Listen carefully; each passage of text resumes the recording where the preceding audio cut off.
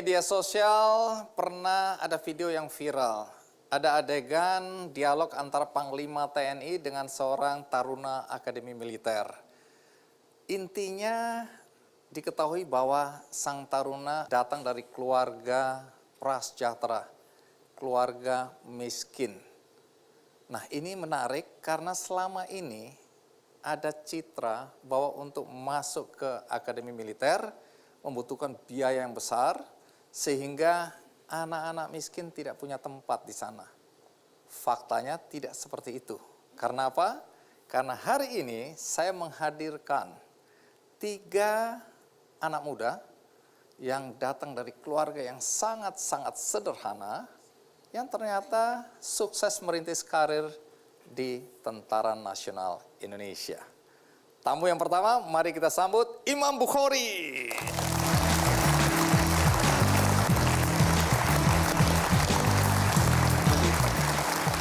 Mas Imam, ya. Apa kabar? Baik, selamat malam. Wah, ini komandan, jadi kita harus bilang, siap komandan. Komando. Siap. Wah, enaknya gitu. Silakan duduk. Terima kasih. Ya. Mas Imam, jadi umur Anda sekarang berapa ini? 34 tahun. Mayor. Mayor. Kalau lihat seragamnya TNI AD, tapi Betul. Anda ditugaskan di mana sekarang? Grup 1 Kopassus. Tugasnya apa di situ? Menjabat sebagai Wakil Komandan Batalion 12 Grup 1 Kopassus. Anda lulusan Akademi Militer? Betul. Oke, Lulusan tahun Akademi berapa? Militer. Saya lulus Akmil tahun 2006. Dengar-dengar dapat Adi Makayasa? Alhamdulillah. Cie. Artinya lulusan yang terbaik ini. Siap. Boleh tahu Anda ini berapa bersaudara ya? Saya 3 bersaudara. Anda nomor? Saya nomor 2. Nah, tapi ngomong pekerjaan orang tua dulu apa ya? Bapak saya tukang becak, Mas Andi. Di mana itu? Di Malang. Berapa lama jadi tukang becak? Mulai saya lahir sampai saat ini, Mas Andi. Saat ini, Ya, tapi sudah berkurang membantu ibu di warung. Anda nggak malu ngomong seperti ini depan kami semua ini? Saya tidak malu, malah itu menjadi suatu kebanggaan dan terus untuk meningkatkan motivasi saya untuk berkarir ke depan.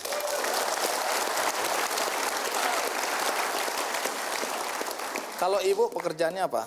Sekarang di warung sembako. Sebagai anak, maaf, tukang becak, ibu jualan, kehidupannya mungkin sulit ya secara ekonomi ya? Sangat sulit waktu itu. Oh, bukan sulit aja, sangat Sangat sulit. betul. Sangat Baik, sulit. tapi sebelum Anda ceritakan masa lalu Anda dan bagaimana Anda kemudian bisa masuk Akabri atau sekarang Akademi Militer dan bisa kemudian menjadi wakil komandan. Nanti Anda ceritakan, tapi sekarang kita lihat dulu perjalanan hidup Imam Bukhori.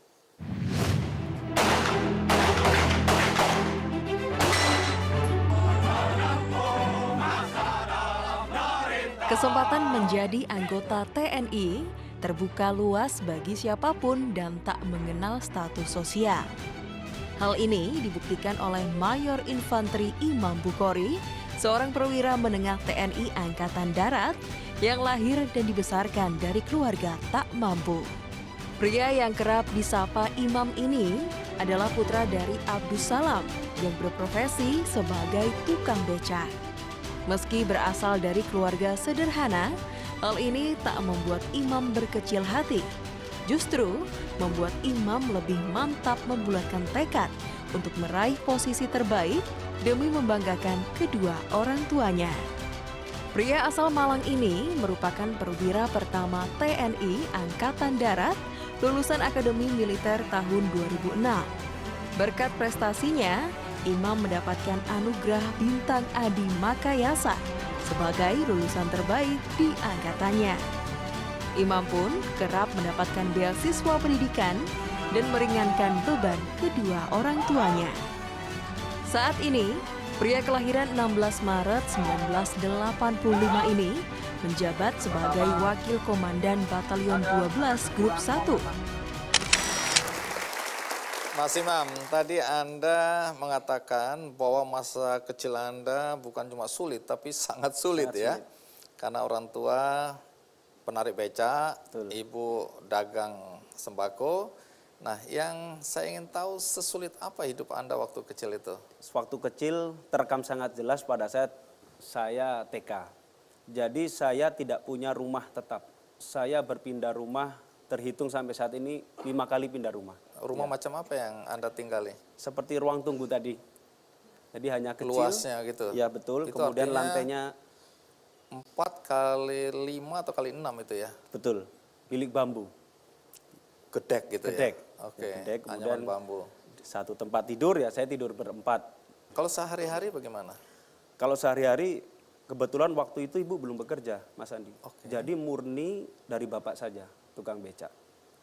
Jadi sehari-hari ya kami mengandalkan dari bapak yang mungkin sehari kadang-kadang dapat cuma 5.000, kadang juga tidak dapat penumpang, atau bahkan ya 10.000 itu tidak bisa menentu. Jadi dari situ saya selama belajar pesan dari orang tua karena sempat mau membantu waktu itu. Mas Andi. Membantu apa? Membantu bekerja. Dengan kerja apa? Jadi waktu kelas 5 SD saya sudah sampaikan ke emak, saya kan manggilnya emak sama bapak, Pak, Mak, saya tak bekerja, saya mau membantu bekerja, kalau saya lihat Anak anak-anak kelas waktu 5 itu SD mau bantu apa ini? loper koran. Oh, oke. Ya, jadi kalau pagi-pagi sebelum kita berangkat sekolah kan nganter ke rumah-rumah Iya. pakai sepeda. Loper saya bermaksud untuk membantu. Tetapi dari bapak dan mak saya menyampaikan bilang kamu tidak usah bekerja. Kenapa? Tugasmu hanya sekolah, sekolah dan sekolah. Urusan uang biar bapak yang cari. Walaupun Anda tahu kesulitan. Walaupun saya tahu kesulitannya seperti apa. Ya dari latar belakang seperti itu tidak ada kata lain. Saya harus belajar fokus untuk apa yang disampaikan oleh orang tua saya. Oke, dengan apa yang Anda ceritakan tadi, penghasilan orang tua yang semata-mata dari ayah, bagaimana Anda dan adik-adik bisa sekolah ya? Untuk sekolah itu salah satunya dengan kondisi yang seperti itu Mas Andi, saya terlecut untuk selalu memberikan yang terbaik. Alhasil selama saya mengikuti pendidikan pada saat SD, SMP ya alhamdulillah dapat beasiswa karena dapat ranking 3 besar terus. Ya. Sampai di sini ada kesamaan nama saya. Ranking ya. Ya. Anda dari atas, saya dari bawah. Tapi sama-sama urutan ketiga. Ini yang menarik nanti adalah bagaimana kemudian Anda bisa masuk akademi militer. Ya. Tapi kita rehat sejenak, saya akan segera kembali. Saya juga syukur alhamdulillah, Yenggi. Umur saya sampai detik ini alhamdulillah nggak tahu. Jadi Bapak juga nggak tahu? Lahir hari apa nggak Nggak tahu. tahu.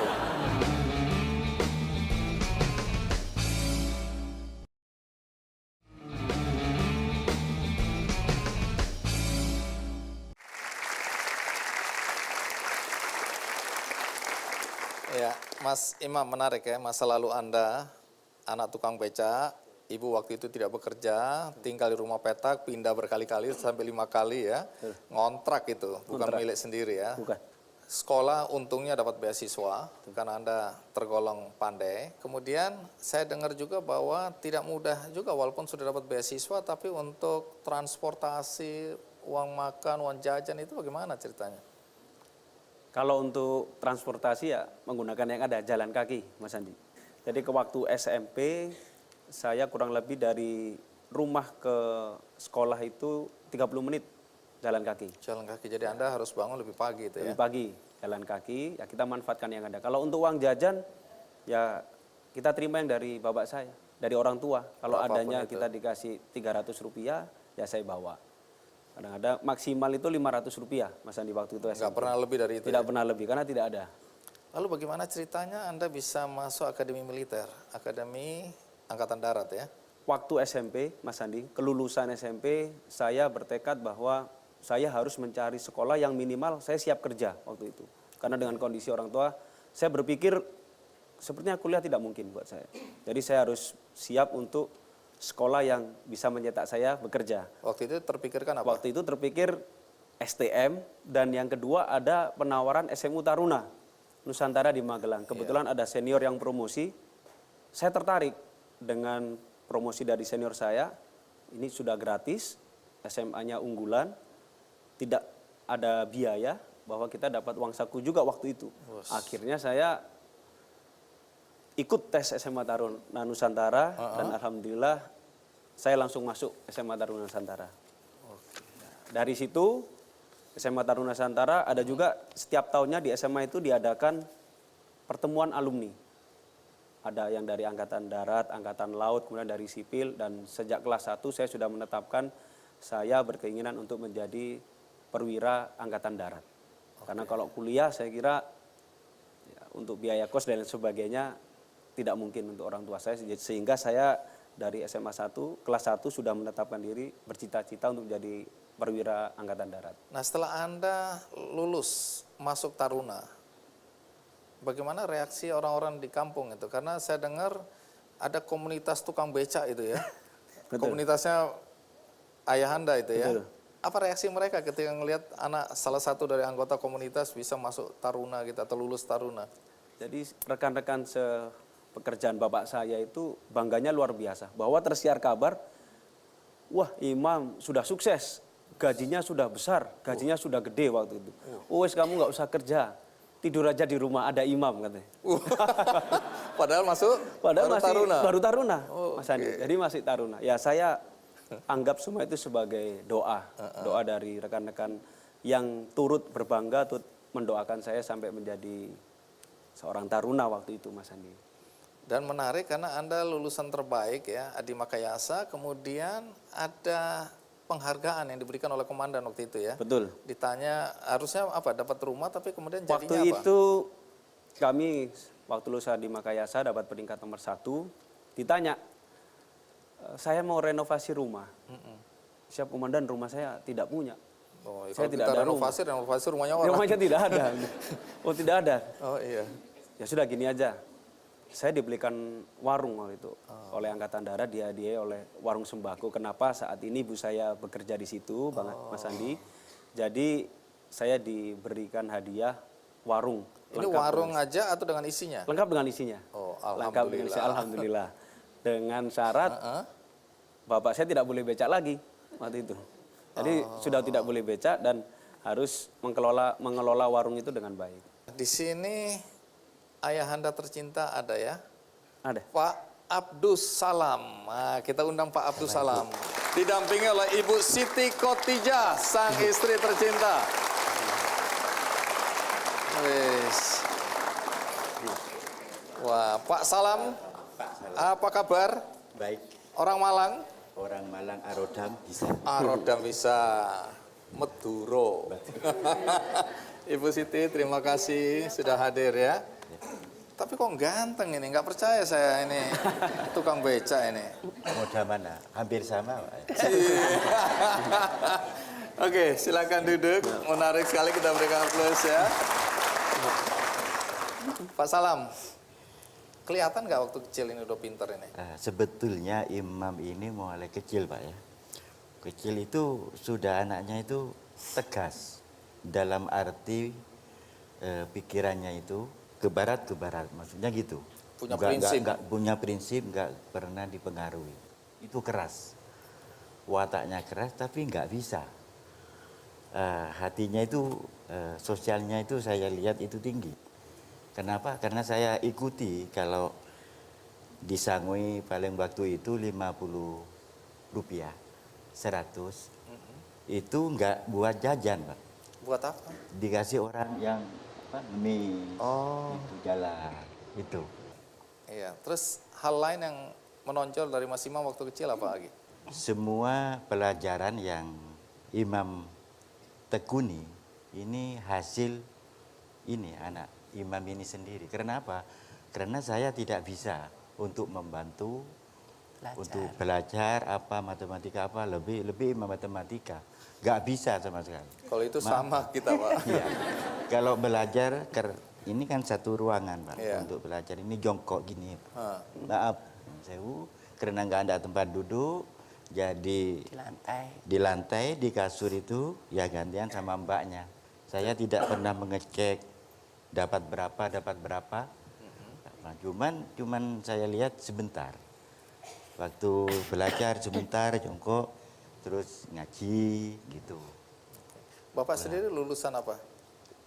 Alhamdulillah SD, tapi ijazahnya saya ambil. Waktu itu.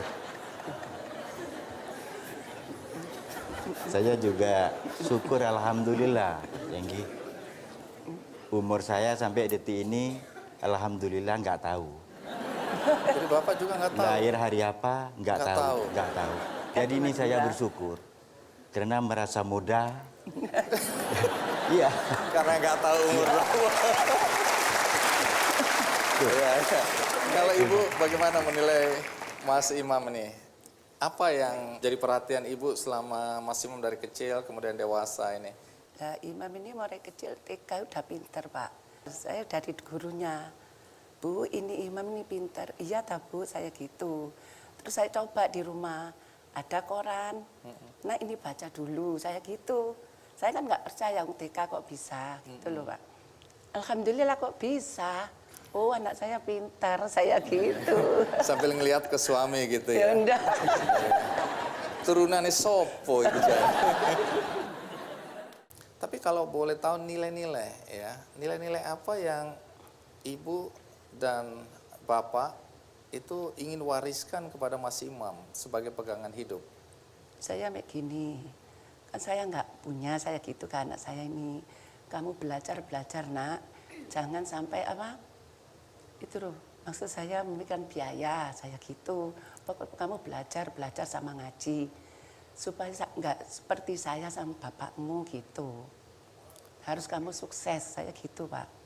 Oke, jadi hidupnya harus lebih baik daripada orang tuanya Lah ya. gitu, iya. Jadi kalau Anda pegangan apa yang Anda jadikan pegangan yang diwariskan oleh ayah dan ibu? Yang pertama, selalu dekatkan diri kepada Tuhan Yang Maha Esa, karena itu adalah benteng saya tentunya dalam menjalani hidup. Yang kedua, saya selalu terngiang-ngiang, termotivasi oleh bapak dan mak saya manggilnya mak. Iya. Itu tadi yang disampaikan oleh ibu saya. Kamu anaknya orang tidak mampu. Kamu gak usah mikir biaya, dan satu yang pelajaran perlu saya ambil, tidak perlu minder. Jangan kamu malu, jangan minder bahwa kamu anaknya tukang becak. Terlepas nanti kamu sekolah bergaul dengan anak-anak orang kaya, kamu jangan minder. Suatu saat anak orang kaya itu akan belajar dengan kamu.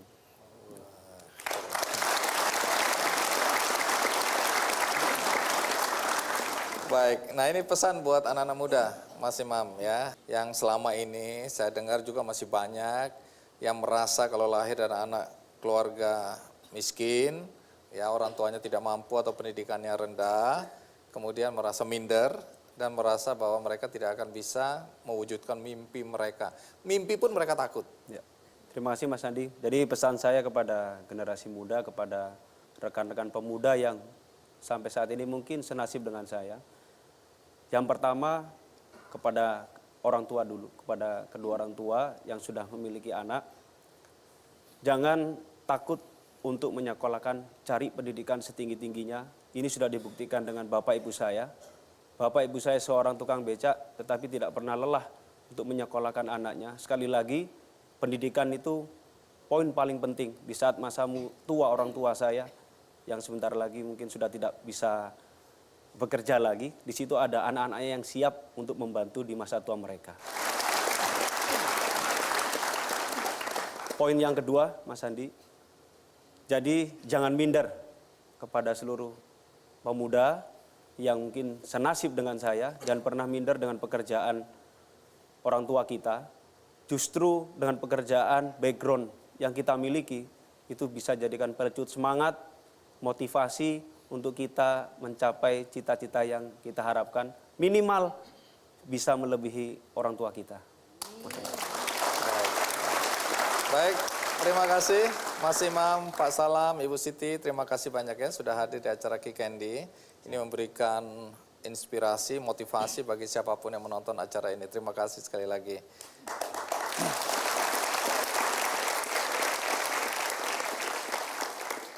Tamu kita berikutnya punya nasib yang kurang lebih sama. Lahir dari keluarga miskin, pernah melamar jadi office boy, tapi gagal. Pernah mendaftar untuk jadi tamtama, gagal juga. Daftar jadi bintara, gagal juga. Daftar di Akabri, gagal juga. Tapi bagaimana akhir cerita tamu kita ini? Ikuti terus Ki Kandi. Terpaksa untuk mencukupi kebutuhan ya ibu saya yang bekerja menjadi cuci buruh. Buru cuci gitu? Buru cuci, jual gorengan saya yang menjual begitu.